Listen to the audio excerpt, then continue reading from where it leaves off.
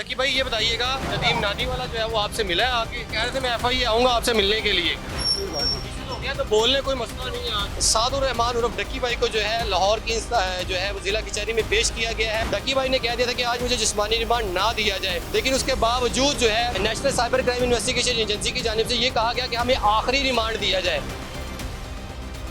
Day first से जो इस्तदा की जा रही है वो आज 19 रोज़ा रिमांड के बाद भी वही इस्तदा की गई है। आईओ साहब जो इन्वेस्टिगेशन ऑफिसर थे उन्होंने अदालत में मिन्नत समाजत करके जो है वो रिमांड लिया है। अस्सलाम वालेकुम, पब्लिक डिजिटल के साथ मैं हूं सलमान अमान और इस वक्त जो है national cyber crime investigation agency की जानिब से जो है उनको डक्की भाई को जिस्मानी रिमांड मुकम्मल होने के बाद जो है पेश कर रहे हैं। वो डक्की भाई बैठे हुए हैं। तकरीबन इस वक्त जो है वो मजमूई तौर पर 21 रोज़ा जिस्मानी रिमांड जो है वो मुकम्मल कर लिया गया है और आज जो है ये भी जो है मुतवक्की है कि उनको जुडिशल कर दिया जाएगा। और अगर जुडिशल कर दिया गया तो इनके लिए बड़ी आसानी हो जाएगी। इसमें ये होता है जुडिशल करने में कि जब किसी मुलज़म को जुडिशल कर दिया जाता है तो उसमें ये होता है कि मुलज़म की जो है ना वो बेल जो है वो जल्द हो जाती है और मतलब बेल हो जाती है। और इसका मतलब ये होता है कि national cyber crime investigation agency की जानिब से जो है वो तहकीकात मुकम्मल कर ली गई हैं।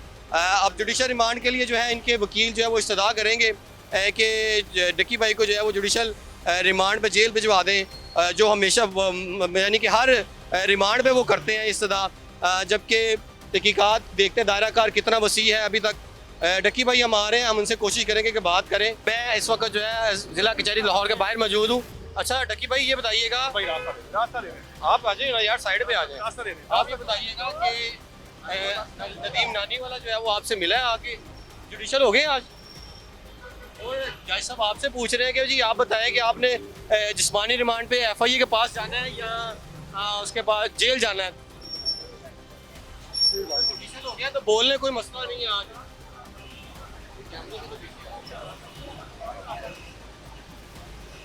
भाई कुछ तो बोलिए, इन्होंने तो मना नहीं किया आपको, आप लॉयर्स ने मना किया। ये बता दें नदीम नानी वाला आपसे मिला कि नहीं, ये बता दें बस। हाँ नाम है बता दें, क्योंकि वो कह रहे थे मैं FIA आऊँगा आपसे मिलने के लिए। आपने तो कहा था कि रिमांड ना दिया जाए, आपने तो कहा था जज साहब। देखिए भाई सारी तो आपने तहकीकात के बारे में आपने ताउन किया, उसके बावजूद क्यों ही कहा जा रहा है आपको आज?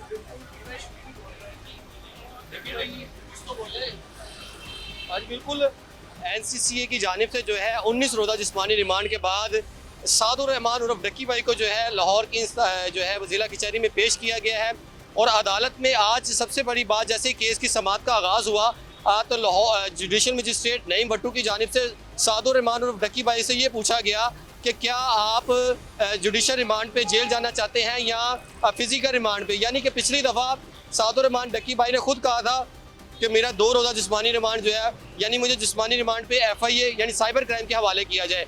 तो आज भी जो है अदालत ने उनसे पूछा, उन्होंने कहा कि मैंने हर तरह से ताउन किया है तफ्तीशी ऑफिसर के साथ, मैंने तमाम तर ऐप के हवाले से और अपनी जो डिवाइसेस थी वो मैंने इनके हैंड ओवर कर दी हैं, लिहाजा आज जो है वो मुझे जिस्मानी रिमांड ना दिया जाए। यानी कि जो जज साहब ने पूछा था उसके बरक्स डक्की भाई ने कह दिया था कि आज मुझे जिस्मानी रिमांड ना दिया जाए, लेकिन उसके बावजूद जो है national cyber crime investigation agency की जानिब से ये कहा गया कि हमें आखिरी रिमांड दिया जाए। और अदालत ने दलाइल सुनने के बाद 3 रोज़ा जिस्मानी रिमांड पर फिर जो है डक्की भाई को NCCA के हवाले कर दिया है। स्पेशल केस जो है उसको ट्रीट किया जा रहा है।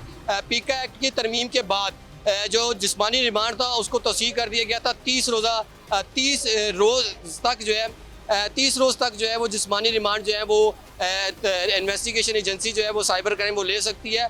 तो आज चूँकि 19 रोज़ा जिस्मानी रिमांड के बाद जब अदालत में पेश किया गया, अदालत ने जज साहब ने खुद सादुर रहमान को मुखातिब करके कहा कि जी आप बताएं कि आपको जो है जुडिशल रिमांड पर जेल भेज दिया जाए या जिस्मानी रिमांड पे। तो सादुर रहमान ने कहा कि मैंने तो हर तरह से ताउन कर लिया इनके साथ, उसके बावजूद जो है वो आज तो रिमांड नहीं बनता। लेकिन ताहम अदालत ने दलाइल सुनने के बाद FIA के ऑफिसर ने कहा कि जी हमें आखिरी रिमांड दिया जाए। दूसरी जानिब जो है टिकटॉकर की बात करते हैं, यूट्यूबर की बात करते हैं, तो नदीम नानी वाला जो है वो पहले वीडियो बना के गए थे कि मैं डक्की भाई से मिलने जाऊंगा, लेकिन वो इंक्वायरी में बुलाए गए थे, उनको तलब किया गया था और FIA की जानिब साइबर क्राइम इन्वेस्टिगेशन एजेंसी की जानिब से नदीम नानी वाला को जो है वो बिठा लिया गया था, 3 से 4 घंटे बिठा लिया गया था। और उनके मोबाइल जो है वो जब्त कर लिए थे और उसके बाद जो है ना उनको जाने की इजाज़त दे दी। अभी तक नदीम नानी वाला है उनकी कोई भी गुफ्तगू या कोई भी टिकटॉक जो है दोबारा बाहर नहीं आया, क्योंकि जो उनकी डिवाइसेस है वो इस टाइम NCCA के हवाले है। हमारे साथ इस वक्त उनके वकील रामे साहब, ये बताइएगा कि जज साहब जो है वो मुलजम से पूछ रहे हैं कि बताएं यार, आपने लास्ट टाइम कहा था कि मुझे रिमांड दे दें, तो आज आप फिर रिमांड के लिए बताएं, आपको रिमांड दें या जेल भिजवा दें। तो जो उनके आपके सीनियर कौंसल हैं उन्होंने उनके गुफ्तगू की और उन्होंने कहा जी कि आपने जो कहना है, तो उन्होंने ये कहा सादुर रहमान ने कि भाई मुझे जो है मैंने हर तरह से ताउन कर लिया इनके साथ, तो मुझे अब जेल भिजवा दें ताकि मेरे लिए आसानियाँ पैदा हो जाएं। लेकिन ये क्या हुआ है, मैं बाहर आया और बाद में पता चला 3 रोज़ा जिस्मानी रिमांड हो गया। देखें, आज उस्मान मुश्ताक साहब जो इस केस को लीड कर रहे हैं, उन्होंने बड़े ज़बरदस्त किस्म के आर्गूमेंट कोर्ट में दिए हैं और ये 1 से दे रहे हैं, इसमें कोई शक नहीं है। और ऑनरेबल कोर्ट ने भी इसको रिगार्ड किया है। एक बड़ी ज़बरदस्त चीज़ उन्होंने पॉइंट आउट की कि जो आज से 19 दिन पहले उनकी प्रेयर थी ना, वही आज के रिमांड में प्रेयर थी। कोई उसमें स्टीरियोटाइप किस्म की एप्लीकेशन थी, कोई उसमें चेंजेस नहीं थे। सेम वही कि हमने कुछ अकाउंट्स और कुछ डिवाइसेस जो है वो उनसे रिकवर करनी है, जबकि आज से 10 दिन पहले वो $3,26,000 जो है वो रिकवर कर चुके हैं। इसके अलावा उन्होंने कहा कि जी हमने जो इन्होंने जिन वीडियोज़ की प्रमोशन की है वो वीडियोज़ हमने रिकवर करनी है। उन वीडियोज़ के हवाले से लीगल टीम ने वहाँ पे मौक़िफ़ रखा कि उन वीडियोज़ के हवाले से ऑलरेडी उस FIR में लिंक वो दे चुके हैं। अब कोई ऐसी रीज़न नहीं है, कोई ऐसी जस्टिफिकेशन नहीं है जिसके लिए फर्दर रिमांड ग्रांट किया जाए। अच्छा, मुझे ये बताइएगा कि जैसे ही रिमांड मजीद जब एक्सटेंड कर लिए इस्तदा की जाती है तो पिछला जो है वो बैकअप बताना पड़ता है, वो बताना पड़ता है, फीडबैक देना पड़ता है जज साहब को कि जज साहब ये जो रिमांड लिया था उसमें हमने ये चीज़ें रिकवर कर ली हैं। आपके बकौल के डे फर्स्ट से जो इस्तदा की जा रही है वो आज 19 रोज़ा रिमांड के बाद भी वही इस्तदा की गई है। आज तो देखें, IO साहब जो इन्वेस्टिगेशन ऑफिसर थे उन्होंने अदालत में मिन्नत समाजत करके जो है वो रिमांड लिया है। उनके पास कोई जस्टिफिकेशन नहीं थी। मैं पूरी जिम्मेदारी के साथ ये स्टेटमेंट दे रहा हूँ कि उन्होंने अदालत से कहा कि सर एक दफ़ा मेरी ये एप्लीकेशन एक्सेप्ट कर लें, फर्दर इसके ऊपर कोई एप्लीकेशन नहीं आएगी। जिसमें ऑनरेबल कोर्ट ने आज ऑर्डर बड़ा ज़बरदस्त किया है। उन्होंने ऑर्डर में लिखा है कि लास्ट डेट पे अक्यूज पर्सन ने before this honourable court made a statement कि अगर मेरे इदारे फर्दर इन्वेस्टिगेट करना चाहते हैं, मैं अपने इदारों को हर तरह से सेटिस्फाई करने के लिए तैयार हूँ, और उसकी रोशनी में दिया था। वो सारे हकायक लिखने के बाद जो लास्ट में ऑर्डर किया अदालत ने वो बड़ा ज़बरदस्त किया है कि 3 days remand with strict direction for the completion of investigation. और फर्दर अगर कोई स्ट्रॉन्ग रीज़न या जस्टिफिकेशन नहीं दे सकेंगे तो ये जो है वो ऑटोमेटिकली जुडिशल कर दिया जाएगा। ये आज का जो ऑर्डर है विद स्ट्रिक्ट डायरेक्शन, और ये इस तरह का लास्ट ऑर्डर है, लास्ट रिमांड है इनका। ये आप समझ रहे हैं, मैं समझ रहा हूँ फिजिकल रिमांड को और जुडिशल रिमांड को। आम नाजरीन के लिए ये बता दें कि जब जुडिशल हो जाएंगे उनके लिए किस तरह आसानियाँ पैदा होंगी, ये बताइएगा। देखें, ये जुडिशल होने के बाद बहुत उसमें चेंजेस आ जाएंगे। एक तो सबसे बड़ा ये है कि जेल में किसी किस्म का जो लोगों के जहन में कि ये एलिमेंट होता है कि टॉर्चर किया जाता है, मेंटली टॉर्चर किया जाता है, ऐसा कुछ नहीं है। वहाँ पे किसी किस्म का आपसे कोई सवाल जवाब करने वाला भी नहीं होता। वहाँ पे आपको एक ऐसा एनवायरनमेंट मिल जाता है जैसे आप किसी रूम में ही रह रहे हैं, ठीक है।